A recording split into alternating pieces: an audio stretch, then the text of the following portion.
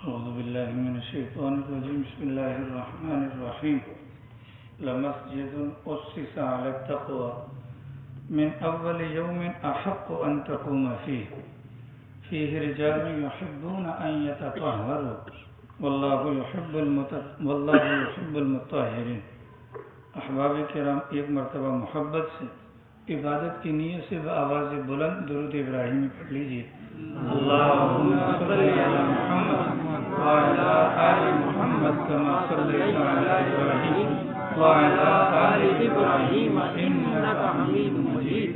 اللهم بارك على محمد وعلى آل محمد كما باركت على إبراهيم وعلى آل إبراهيم إنك حميد مجيد. گزشتہ کل والے درس میں ہم یہاں تک پہنچے تھے کہ سرکار دو عالم صلی اللہ علیہ وسلم کو ایمان بچانے کے لیے اور صحیح معنوں میں ایمان کی تعلیم اور تبلیغ کے لیے مکہ مکرمہ سے مدینہ منورہ کی طرف ہجرت کرنے کی اللہ کی طرف سے اجازت دے دی جاتی ہے. چنانچہ کافروں کا جو منصوبہ ہوتا ہے کہ سرکار کے گھر کو چاروں طرف سے 60 بندے گھیر لیتے ہیں اور اللہ کے حکم پر راتوں کے رات اللہ کے نبی علیہ السلام سیدنا علی المرتضی رضی اللہ تعالی عنہ کو اپنے مبارک بستر پر لٹاتے ہیں اور طے شدہ منصوبے کے تحت حضرت ابوبکر صدیق رضی اللہ عنہ کے گھر پر تشریف لے کر جاتے ہیں اور پھر حضرت ابوبکر صدیق رضی اللہ تعالی عنہ کو ساتھ لے کر تقریباً مکہ مکرمہ سے 5 میل کی مسافت پر واقع غار ثور کے اندر تشریف لے جاتے ہیں. گزشتہ کل آپ حضرات کے سامنے یہ بات رکھی گئی تھی کہ اس سفر کے لیے اللہ کے نبی علیہ السلام نے ساری ترتیب خود بیان فرمائی. چنانچہ ابوبکر صدیق رضی اللہ تعالی عنہ کو پابند بنایا گیا. آپ کو سفر میں میرے ساتھ جانا ہے. آپ کی بیٹی جو اسما ہیں، جو 8 سال کی بچی ہیں، یہ سیدہ عائشہ کی بہن ہے. سیدہ عائشہ جو اللہ کے نبی کی بیگم ہیں اور سیدہ اسما یہ ان کی بہن ہے. یہ آپس میں دونوں بہنیں ہیں. ابوبکر صدیق رضی اللہ تعالی عنہ کی اولاد میں سے ہیں، البتہ مائیں دونوں کی الگ الگ ہیں. حضرت اسما کے بارے میں طے ہوا کہ یہ ہمیں کھانا وغیرہ انتظام کریں گی.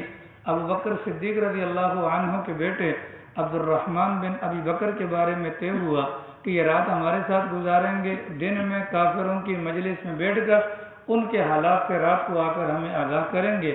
عامر ابن فہیرہ حضرت ابوبکر کے آزاد کردہ غلام کی ذمہ داری یہ لگائی گئی کہ وہ رات کے اوقات میں بکریوں کے ریوڑ کو ہنکاتے ہوئے غار ثور کے قریب لائیں گے اور تاکہ دودھ وغیرہ جو پینا ہو وہ سارا کا سارا انتظام ہو سکے.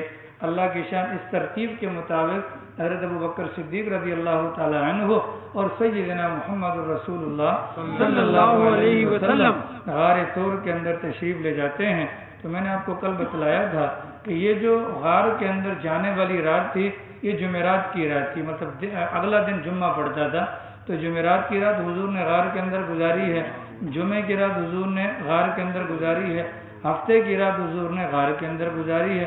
جس وقت مکہ مکرمہ سے نکلے تھے تو یوں سمجھ لیجئے وہ 27 تاریخ تھی سفر کی، یعنی کہ صبح کے وقت میں جو میٹنگ ہوئی تھی وہ 26 تاریخ ہے اور مغرب کے بعد اسلامی تاریخ کی ابتدا ہوتی ہے. تو 27 تاریخ کی سفر کی یہ 3 راتیں وہاں گزارنے کے بعد اگلا دن پیر، جیسے آج پیر ہے، اس پیر کی جو پہلے رات آتی ہے، مطلب دن اتوار کا گزرا اور رات پیر کی تھی، ربیع الاول کی یکم تھی. سرکار دو عالم صلی اللہ علیہ وسلم نے منصوبے کے تحت جو ہے حضرت ابوبکر صدیق کے ساتھ یہاں سے نکل کر آگے کا سفر شروع فرمایا. یہ بات بھی گزر چکی ہے. ابوبکر صدیق نے حضور سے اس بات کا ذکر بھی کیا تھا کہ یا رسول اللہ، میں نے باقاعدہ اس مبارک سفر کے لیے 2 اونٹنیاں تیار کر رکھی ہیں اور 4 مہینے سے ان کو ببول کے پتے کھلا کر تیار کر رہا ہوں. اللہ کے نبی علیہ السلام نے فرمایا تھا کہ ابوبکر میں یہ چاہتا ہوں کہ 1 اونٹنی تم سے قیمتاً لے لوں، مطلب خرید لوں. ابوبکر صدیق نے کہا یا رسول اللہ، میرا مال ہے اور میں تو زندگی بھر آپ پر خرچ کرتا رہا ہوں، اب 1 اونٹ کی قیمت لینے کا کیا فائدہ؟ حضور پاک علیہ السلام نے فرمایا نہیں، بلکہ میں قیمتاً لوں گا تاکہ ہجرت کے مجھے جو ثواب مل رہا ہے وہ ثواب مجھے پورا کا پورا حاصل ہو جائے. چنانچہ یہ 1 اونٹنی جو تھی یہ 400 درہم کی تھی. حضرت ابوبکر صدیق نے 2 اونٹنیاں لی تھی 800 درہم کی، تو ایک اونٹنی کی قیمت تھی 400 درہم، اور جو اونٹنی حضور پاک صلی اللہ علیہ وسلم کو دی گئی اس اونٹنی کا نام تھا اپنا جدعا یا قصوا، یہ نام حضور کی اونٹنیوں کی کتابوں کے اندر آتے ہیں۔ چنانچہ راستہ جو ہمیں بتلائے گا راستے میں وہ کون بتلائے گا؟ ایک بندہ تھا جو کافر تھا، یعنی مسلمان نہیں تھا لیکن وہ قابل اعتماد تھا، اس کو باقاعدہ اجرت پر رکھ لیا جاتا ہے، مزدوری پر، کہ یہ ہمیں یہاں سے مدینہ تک کا راستہ بتلائے گا۔ اب اللہ کے نبی علیہ السلام کی یہ عادت مبارکہ ہوا کرتی تھی، جس طرف کو جانا ہوتا تھا تو پیچھے والوں کو بتاتے نہیں تھے کہ میرا کہاں کا ارادہ ہے۔ چنانچہ حضور کا مدینہ کی طرف کا ارادہ تو تھا لیکن مکہ مکرمہ میں کسی کو یہ پتہ نہیں تھا کہ سرکار کو کہاں کی طرف جانے کا حکم ملا ہے۔ چنانچہ اتوار کی رات یعنی کہ جو شب پیر بنتی ہے، ربیع الاول کی 1 تاریخ تھی، تو یہ جو عبداللہ بن اریقت لیثی اس کا نام تھا، اگرچہ کافر تھا، قابل اعتماد تھا، اس کو کہا گیا تھا کہ تم نے فلاں رات میں غار ثور کے سامنے اپنی دونوں اونٹنیوں کو لے کر پہنچ جانا ہے۔ چنانچہ یہ وقت مقررہ پر پہنچتا ہے، اوپر سے سرکار دو عالم صلی اللہ علیہ وسلم تشریف لاتے ہیں، ابو بکر صدیق رضی اللہ تعالیٰ عنہ تشریف لاتے ہیں، اور اس سفر کے اندر حضور کے ساتھ حضرت ابو بکر صدیق رضی اللہ تعالیٰ عنہ کے آزاد کردہ غلام فہیرہ، عامر ابن فہیرہ بھی ہوتے ہیں، وہ بھی سفر پر تشریف لے کر جاتے ہیں۔ ترتیب یہ قائم ہوتی ہے کہ یہ جو راستہ دکھلانے والا ہے عبداللہ ابن اریقت لیثی، یہ اپنے اونٹ پر سوار ہوتا ہے اور دوسرے اونٹ پر سرکار اکیلے سوار ہوتے ہیں، اور جو تیسرا والا اونٹ ہوتا ہے اس پر ابو بکر صدیق رضی اللہ تعالی عنہ اور ان کے غلام عامر ابن فہیرہ جو ہیں وہ پیچھے سوار ہوتے ہیں۔ مکہ مکرمہ سے نکلنے کا جو عام راستہ جو لوگوں کو پتا تھا اس راستے پر چلنا شروع نہیں کرتے، بلکہ جو مدینہ منورہ کا عام راستہ جو لوگوں کو پتہ نہیں ہے اس طرف کو چلنا شروع کرتے ہیں۔ مدینہ منورہ سے مکہ مکرمہ سے مدینہ منورہ شمال کی طرف آتا ہے، لیکن حضرات صاحب اللہ کے نبی علیہ السلام اور ابو بکر صدیق رضی اللہ تعالیٰ عنہ یہ جنوب کی طرف، یعنی کہ راستہ مدینہ کا یوں جاتا ہے جو لوگوں کو پتہ ہے، اور ان حضرات نے یہ راستہ یوں طے کرنا شروع کر دیا، گویا کہ جو سفر جاری رکھنا تھا وہ یوں لگ رہا تھا جیسا کہ یمن کی طرف جانے کا حضرات کا ارادہ ہے۔ اللہ کی شان یہ ہے کہ سفر یہ اس طریقے سے شروع کیا جاتا ہے، یہ تینوں حضرات، یہ چاروں حضرات یہاں سے نکلتے ہیں۔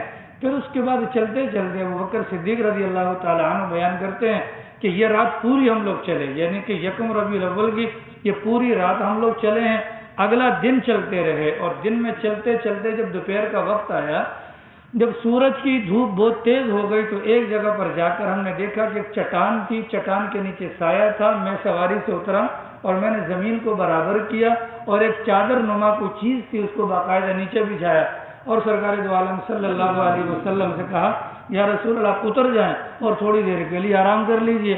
اللہ کے نبی علیہ السلام اتر گئے اور آرام کرنا شروع فرما دیا۔ ابو بکر صدیق رضی اللہ تعالیٰ عنہ فرماتے ہیں کہ وہ جو راستے کا جو سامان تھا وہ تو ختم ہو چکا تھا، تو میں نے دائیں بائیں نظر دوڑائی تو مجھے ایک بکریوں کا چرواہا نظر آیا، میں اس کے پاس گیا اور اس سے کہا کہ بکریوں کے اندر دودھ ہے؟ انہوں نے کہا بالکل ہے۔ کہا اجازت ہے تھوڑا سا دودھ مل جائے؟ اس نے کہا بالکل۔ تو تھوڑا سا دودھ اس نے نکال کر دیا، تو حضرت ابوبکر صدیق فرماتے ہیں کہ میرے پاس ایک لوٹا تھا جو میں نے سرکار کے وضو اور پانی پینے کے لیے رکھا ہوا تھا، اس لوٹے کے اندر اس دودھ کو ڈالا، تھوڑا سا اس کے اندر میں نے پانی ڈالا یہاں تک کہ وہ دودھ ٹھنڈا ہو گیا۔ اب میں جب سرکار کے پاس آیا تو سرکار آرام فرما رہے تھے، تو میں نے ادب کے خلاف سمجھا اللہ کے نبی کو جگانا، لہذا میں وہ پیالہ لے کر یا وہ لوٹا لے کر میں کھڑا رہا۔ جب سرکار کی آنکھ کھلتی ہے میں نے دودھ پیش کیا، اللہ کے نبی نے دودھ پیا، اور اس کے بعد ابوبکر صدیق فرماتے جب حضور نے دودھ پی لیا تو میں خوش ہو گیا۔ اب اللہ کے نبی علیہ السلام نے فرمایا کیا آگے چلنے کا وقت نہیں آیا؟ تو کہا بالکل چلنے کا وقت آ گیا۔ اب یہاں سے آگے دوبارہ یہ قافلہ چلتا ہے۔ اس قافلے کے اندر حضرت ابوبکر صدیق کی حالت یہ ہوتی تھی، کبھی حضور کے آگے ہو جاتے، کبھی حضور کے پیچھے ہو جاتے، کبھی دائیں چلتے کبھی بائیں چلتے۔ تو اللہ کے نبی علیہ السلام نے حضرت ابوبکر صدیق سے کہا کہ ابوبکر یہ کیا ماجرا ہے، ایک ترتیب پر آپ کیوں نہیں چلتے؟ کہا کہ حضور جب میں آپ کے پیچھے چلتا ہوں تو دماغ میں آتا ہے کہ آگے کوئی گھات لگائے نہ بیٹھا ہو، آپ پر حملہ آور نہ ہو جائے تو آگے ہو جاتا ہوں، آگے جاتا ہوں تو خیال آتا ہے کہ پیچھے سے کوئی حملہ نہ کر دے، پیچھے ہو جاتا ہوں۔ کبھی دائیں کبھی بائیں چلنے کی یہ وجہ ہے۔ چنانچہ اس طریقے سے کرتے کرتے جا رہے ہیں۔ اچھا جی، ایک روایت میں یہ بھی آتا ہے کہ رسول اللہ صلی اللہ علیہ وسلم ابو بکر صدیق رضی اللہ تعالیٰ عنہ کو اپنی سواری پر پیچھے بٹھا کر لے کر چلے. راستے میں جو بھی بندہ ملتا ابو بکر صدیق رضی اللہ تعالیٰ عنہ اور حضور پاک علیہ الصلوۃ والسلام کی عمر میں 2 سال کا فرق تھا. یعنی اگر حضور کی عمر 40 سال ہے تو ابو بکر صدیق کی عمر 38 سال ہے. چنانچہ ابو بکر صدیق کے اوپر بڑھاپے کا غلبہ زیادہ تھا، یعنی بڑی عمر کے لگتے تھے اور حضور ان کے مقابلے میں جوان لگتے تھے. اب راستے میں کوئی بھی بندہ دیکھتا ابو بکر صدیق کو بوڑھا سمجھتا اور حضور پاک علیہ الصلوۃ والسلام کو جوان سمجھتا. تو وہ ابو بکر صدیق سے پوچھا یہ تمہارے آگے کون ہے، یعنی کون ہے، کس کے ساتھ تم جا رہے ہو؟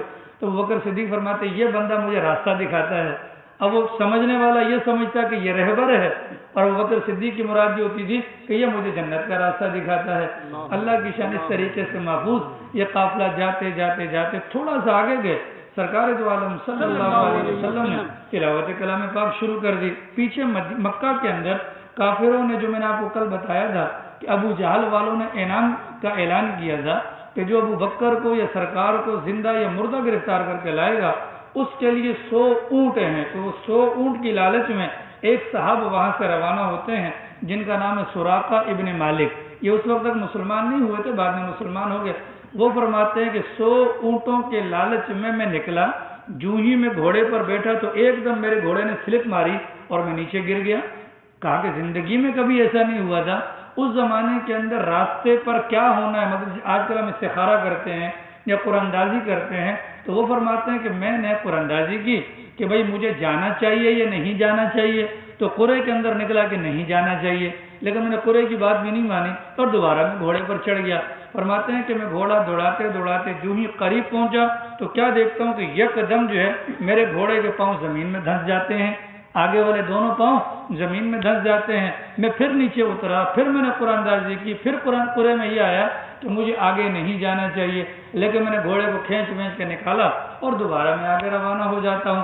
تھوڑا سا جب میں آگے گیا تو دوبارہ میرے گھوڑے کے دونوں پاؤں باقاعدہ زمین میں دھنس جاتے ہیں اور میرے گھوڑے کے پاؤں جہاں پر دھنسے وہاں سے زمین کا غبار اڑا اور اتنا خطرناک غبار تھا کہ وہ آسمان تک پہنچ گیا. سراقہ ابن مالک فرماتے ہیں میں حضور کے اور ابو بکر کے اتنا قریب تھا، اگر میں نیزہ بھی کھینچ کے مارتا تو ان دونوں کو قتل کر سکتا تھا. ابو بکر صدیق فرماتے ہیں کہ اس حالت میں مجھے بڑا غم، لیکن حضور تلاوت میں لگے ہوں، میں بار بار حضور کو متوجہ کر رہا ہوں پر سرکار کی توجہ ادھر نہیں ہوتی.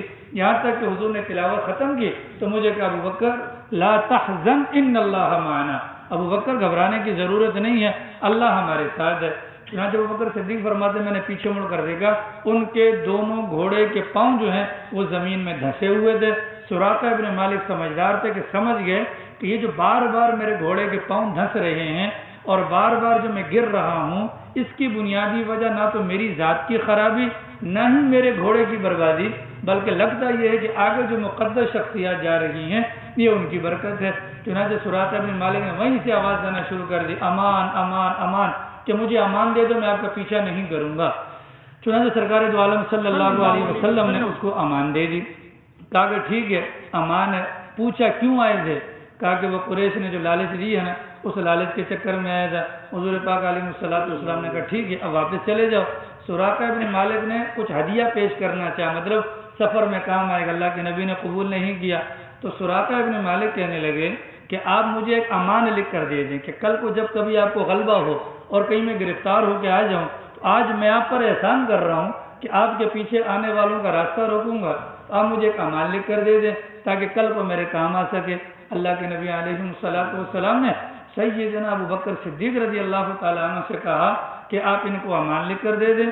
تو ابو بکر صدیق نے اپنے غلام عامر ابن فہیرہ سے کہا اور انہوں نے چمڑے کے اوپر لکھ کر دے دیا سراقہ ابن مالک کو. اللہ کے نبی نے امان دے دیا. یہ چمڑا اٹھا کر جیب میں رکھ لیا. اللہ کی شان جب یہ جانے لگے اللہ کے نبی علیہ السلام نے کہا سراقہ اس وقت کا کیا عالم ہوگا جب کسرا کی بادشاہت ختم ہو جائے گی اور کسرا کے بادشاہ کے جو کنگن ہے وہ تیرے ہاتھوں میں آئیں گے. اب سراقہ کو کیا پتا، کسرا تو اس زمانے میں سپر پاور دی، لیکن وہ امان لے کر چلے جاتے ہیں. اللہ کی شان جب مکہ فتح ہو گیا، طائف فتح ہو گیا، حنین کے موقع پر قیدیوں میں گرفتار ہو کر آئے. اب کسی کو پتا تو نہیں تھا کہ یہ کون ہے، کیا ہے کیا نہیں ہے. اب جب ان کو گرفتار کر کے لائے تو انہوں نے کہا کہ مسلمانوں صبر کرو، مجھے محمد تک پہنچا دو۔ اللہ کے نبی تک پہنچا دی کہ کہا یا رسول اللہ آپ کو یاد ہے ایک بندہ ہجرت کی رات میں آپ کا پیچھا کرتا ہوا آیا؟ تو کہا بالکل یاد ہے۔ کہا وہ میں تھا سراقہ بن مالک، اور یہ میرے پاس آپ کا دیا ہوا امان موجود ہے، آپ مجھے کچھ بھی نہیں کہہ سکتے۔ چنانچہ اللہ کے نبی علیہ السلام نے فرمایا بالکل ہم اپنی زبان سے نہیں پھریں گے، ہم نے آپ کو امان دی تھی، آج تک وہ امان باقی ہے، جب ہم نے تمہیں آزاد کیا۔ انہوں نے کہا یا رسول اللہ اب آزاد کرنے کا کیا فائدہ، اب تو میں کلمہ پڑھ کر آپ کا غلام بن کر ہی زندگی گزارنا چاہتا ہوں۔ چنانچہ سراقہ بن مالک کے راستے میں آتے ہیں، وہ بھی گرفتار نہیں کر سکتے۔ سراقہ نے بڑا کام کیا، سراقہ واپس ہوئے، راستے میں جو بھی پیچھے سے آتا نا وہ کہتے تھے میں ابھی سے آگے سے ہو کر آیا ہوں، گھبرانے کی بات نہیں ہے، واپس جاؤ واپس جاؤ۔ وہ سارے کے سارے واپس ہو جاتے ہیں۔ آگے چلتے ہوئے اللہ کی شان یہ ہے کہ ایک خیمہ نظر آتا ہے، اس خیمے کے صحن کے اندر ایک خاتون یوں کر کے بیٹھی ہوئی ہیں تو بڑی عمر کی ہیں لیکن یوں کر کے توانا خاتونیں بیٹھی ہوئی ہیں۔ ان کا نامی اس میں گرامی احادیث مبارکہ کے اندر ام معبد آتا ہے۔ اللہ کے نبی علیہ السلام وہاں پر اس کے خیمے کے پاس جاتے ہیں، اس کو سلام کرنے کے بعد اجازت مانگتے اندر آ سکتی ہوں، اندر آ سکتا ہوں؟ تو ام معبد کہتی ہیں بالکل آ جائیے۔ اب جب اندر گئے تو سرکار دو عالم صلی اللہ علیہ وسلم نے فرمایا کہ آپ کے پاس کچھ مہمانی وغیرہ کی کوئی چیز ہے تاکہ ہم آپ سے خرید سکیں؟ تو انہوں نے کہا کہ اگر میرے پاس کچھ ہوتا تو آپ مہمان ہیں، بغیر پیسوں کے میں آپ کو کھلا دیتی، ہمارے پاس تو کچھ بھی نہیں، ہم تو خانہ بدوش اور غریب قسم کے لوگ ہیں۔ اللہ کے نبی علیہ السلام نے فرمایا وہ جو آپ کے گھر کے کونے کے اندر بکری کھڑی ہوئی ہے وہ بکری تو موجود ہے، اس کے اندر دودھ وغیرہ ہے؟ ام معبد نے کہا حضرت یہ تو اتنی کمزور ہے کہ ریوڑ کے ساتھ چل بھی نہیں سکتی، یہ بالکل مریل ہے۔ اللہ کے نبی علیہ السلام نے فرمایا اگر آپ اجازت دیں تو ہم دودھ نکال لیں؟ تو انہوں نے کہا بالکل مجھے کوئی پریشانی نہیں، آپ دودھ نکال لیں۔ چنانچہ ام معبد کے گھر سے ایک برتن لیا گیا کہ جس کے اندر اتنا دودھ آ سکتا تھا جس کو 8 سے 10 بندے آرام سے پی سکتے ہوں۔ ابو بکر صدیق رضی اللہ تعالیٰ عنہ فرماتے ہیں میں بڑا حیران ہوا، حضور پاک صلی اللہ علیہ وسلم کو تو دودھ نکالنا بھی آتا تھا، باقاعدہ حضور پاک علیہ السلام یوں بیٹھے اور برتن کو باقاعدہ دونوں گھٹنوں کے درمیان دبایا اور اس طریقے سے دودھ کو نکالا کہ دیکھتے ہی دیکھتے بسم اللہ پڑھ کر جب تھنوں کو ہاتھ لگایا اور پھر آسمان کی طرف دیکھ کر دعا مانگی تو دیکھتے ہی دیکھتے اس مریل بکری کے تھنوں کو اللہ نے دودھ سے بھر دیا۔ فرماتے ہیں کہ میں نے دیکھا کہ حضور نے اتنی بہترین انداز سے دودھ نکالنا شروع کیا کہ ایک دم وہ جھاگ اوپر آ گئی اور وہ پورا کا پورا برتن بھر جاتا ہے۔ برتن بھر گیا۔ اب گھر کے اندر کون موجود ہے؟ ام معبد موجود ہے، سرکار موجود ہیں، اس کے علاوہ جو ہے حضرت ابو بکر صدیق موجود ہیں اور ان کے غلام عامر ابن فہیرہ موجود ہیں اور وہ جو کافر تھا جو راستہ بتلانے والا وہ موجود ہے۔ چنانچہ سرکار دو عالم صلی اللہ علیہ وسلم نے وہ دودھ کا بھرا ہوا پیالہ ام معبد کو دیا، انہوں نے پیا، پیٹ بھر کر پیا، پھر ابو بکر صدیق نے پیا، اس کے بعد غلام نے پیا، اس کے بعد اسے اپنا راستہ بتلانے والے نے پیا، اس کے بعد سرکار دو عالم صلی اللہ علیہ وسلم نے پیا۔ اب بھی دودھ باقی بچا ہوا تھا، حضور پاک علیہ السلام دوبارہ جاتے ہیں اور دوبارہ دودھ نکالتے ہیں یہاں تک کہ لب بھر جاتا ہے، دودھ اس کے گھر پر چھوڑ کر اللہ کے نبی یہاں سے واپس آگے کو چلے جاتے ہیں۔ ام معبد کے شوہر ریوڑ کے ساتھ بکریاں چرانے کے لیے گئے ہوئے تھے، وہ گھر پر آئے تو انہوں نے دیکھا کہ دودھ کا پیالہ بھرا ہوا ہے۔ اس نے کہا ام معبد خیریت تو ہے؟ کہا کہ بس یہ کیا بتاؤں، ایک بابرکت ذات آج ہمارے گھر پر آئی تھی، یہ ساری اسی کی برکت ہے۔ چنانچہ وہ اگرچہ بڑھیا تھی، دیہات کی رہنے والی تھی، لیکن اس نے اپنے شوہر کے سامنے سرکار کا جو نقشہ کھینچا کہ وہ بندہ جو آیا تھا وہ کیسا تھا، جو حلیہ بیان کیا۔ 1400 سال سے علماء کرام اسی بڑھیا کا بیان کردہ نقشہ اپنی کتابوں کے اندر ذکر کرتے ہیں۔ اس بہترین انداز سے حضور کے حلیے کا اس نے عکس کھینچا کہ ان کے شوہر فوراً پہچان گئے، اچھا لگتا ہے یہ وہی بندہ ہے جس نے مکہ مکرمہ میں نبوت کا دعویٰ کرنے کے بعد یہ وہاں سے نکل گیا ہے اور قریش اس کی تلاش کے اندر ہے، میں بھی ان قریب جا کر ان کے ہاتھ پر بیعت ہو کر مسلمان ہو جاؤں گا۔ اللہ کے نبی علیہ السلام یہاں سے آگے چلتے ہیں۔ ایک اور صحابہ تھے جن کا نام تھا بریدہ اسلمی، یہ 70 بندوں کے ساتھ قریش کی دی ہوئی لالچ کے چکر میں، 100 اونٹوں کے چکر میں اللہ کے نبی کو ڈھونڈنے نکلے تھے۔ یہ سامنے سے آ جاتے ہیں، اللہ کے نبی نے دیکھ لیا کہ وہ آ گئے۔ اللہ کے نبی نے پوچھا آپ کا نام کیا ہے؟ کہا کہ بریدہ۔ کون سے قبیلے سے ہو؟ کہا کہ قبیلے اسلم کا ہوں۔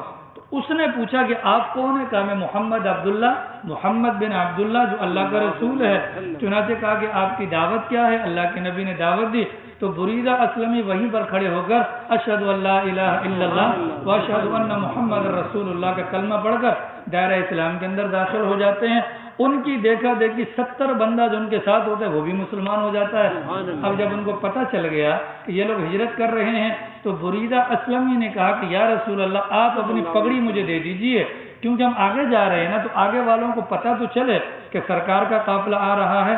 چنانچہ حضور نے اپنی پگڑی دی تو اس پگڑی کو اس نے بریدہ اسلمی نے جو ہے اپنے وہ ڈنڈے کے اوپر لگایا اور اس کے بعد وہ تیزی سے جانے لگے تاکہ لوگوں کو پتہ چلے کہ سفید جھنڈے والے مطلب سرکار کا قافلہ آ رہا ہے۔ یہاں سے چلتے چلتے چلتے چلتے یہ قافلہ جا رہا تھا۔ جس دن سرکار مکہ سے روانہ ہوئے تھے، مدینے والے روزانہ آتے تھے، جیسے آپ نے گاؤں دیہات میں دیکھا ہوگا کہ صبح صبح نکلتے ہیں دور دراز کے علاقوں پر غور کرنے کے لیے۔ چنانچہ سرکار دو عالم صلی اللہ علیہ وسلم کے انتظار میں مدینے والے روزانہ آتے صبح صبح اور انتظار کرتے رہتے۔ جب دھوپ تیز ہو جاتی تھی نا تو وہ پھر واپس چلے جاتے تھے، جب دھوپ تیز ہو جاتی تھی تو وہ واپس چلے جاتے تھے، پھر اگلے دن آتے تھے۔ ایک دن اللہ کی شان جس دن سرکار نے پہنچنا تھا اس دن بھی یہ صبح صبح آئے، لیکن گرمی کی کڑک کی وجہ سے یہ واپس چلے گئے۔ اللہ کی شان یہ مکہ مکرمہ سے 5 میل کی دوری پر یا 3 میل کی دوری پر ایک بستی آتی ہے جس کو قبا کہا جاتا ہے۔ اللہ کے نبی علیہ الصلوۃ والسلام وہاں کے قریب پہنچے، ایک یہودی نے دیکھ لیا اور یہودی نے کہا او مدینہ والو، او یثرب والو، او یثرب والو، جس کے انتظار میں تم تھے وہ آ گیا۔ جب یہ کہنا تھا تو پورا کا پورا مدینہ سرکار کی زیارت کے لیے امنڈ آتا ہے اور پوری کی پوری قبا کی بستی جو ہے وہ سرکار کی زیارت کے لیے امنڈ آتی ہے۔ اب اللہ کی شان یہ ہے ان میں سے کسی نے اللہ کے نبی کو دیکھا ہوا تو نہیں تھا، ابو بکر صدیق کو بھی نہیں دیکھا ہوا تھا اور اللہ کے نبی کو بھی نہیں دیکھا ہوا تھا۔ ابو بکر صدیق کے اوپر بڑھاپے کا غلبہ تھا۔ اللہ کے نبی جب قبا کی بستی کے اندر داخل ہونے لگے، اس وقت وحی نازل ہو رہی تھی، تو جب اللہ کے نبی پر وحی نازل ہوتی تو اللہ کے نبی تو یوں ہیں، ابو بکر صدیق سامنے ہیں، اب جو بھی آتا ابو بکر صدیق سے ہاتھ ملاتا، اللہ کے نبی سے تو ہاتھ نہیں ملاتا۔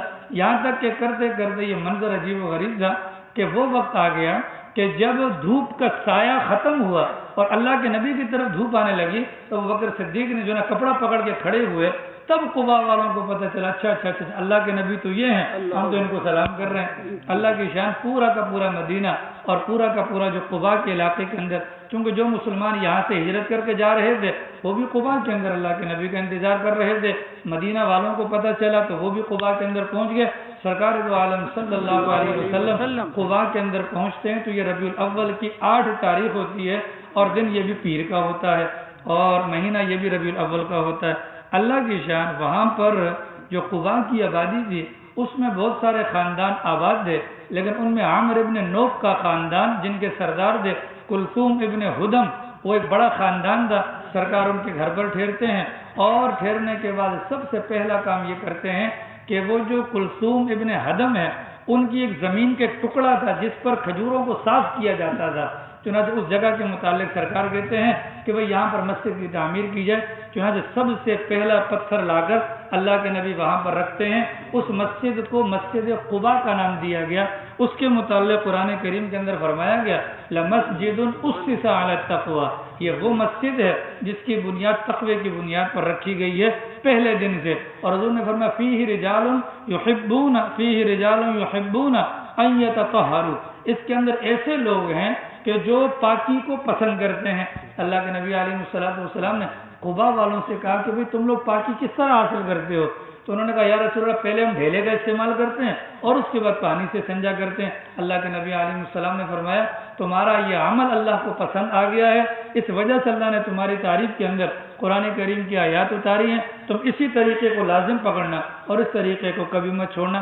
چنانچہ قبا کی مسجد آباد ہونے تعمیرات شروع ہو جاتی ہے۔ اللہ کے نبی خود بھی پہلا پتھر اللہ کے نبی نے لا کر رکھا، قبلے کا انتخاب اللہ کے نبی نے کیا، صحابہ کرام بھی پتھر اٹھا کر لاتے۔